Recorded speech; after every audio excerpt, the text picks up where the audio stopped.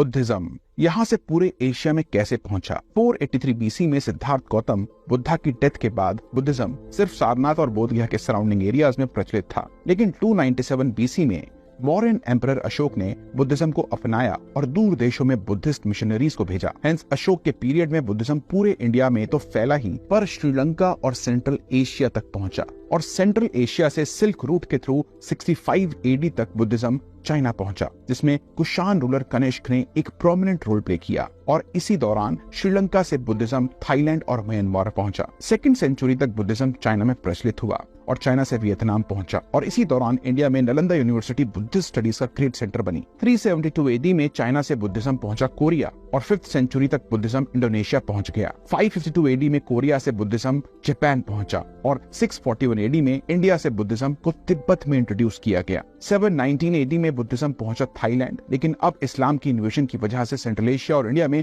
Buddhism decline होना शुरू हुआ और अल्टीमेटली नालंदा यूनिवर्सिटी को 1197 में और विक्रमशिला को 1203 एडी में जला दिया गया। 13th सेंचुरी में बुद्धिज्म तिब्बत से पहुंचा मंगोलिया। वहीं 15th सेंचुरी में इंडोनेशिया में इस्लामिक रेबेलियन के बाद बुद्धिज्म को इरेडिकेट कर दिया गया और 1920s में कम्युनिस्ट सोवियट्स ने मंगोलिया में और 1950s में कम्युनिस्ट चाइना ने तिब्बत एंड चाइना से बुद्धिज्म को इरेडिकेट करने की कोशिश करी।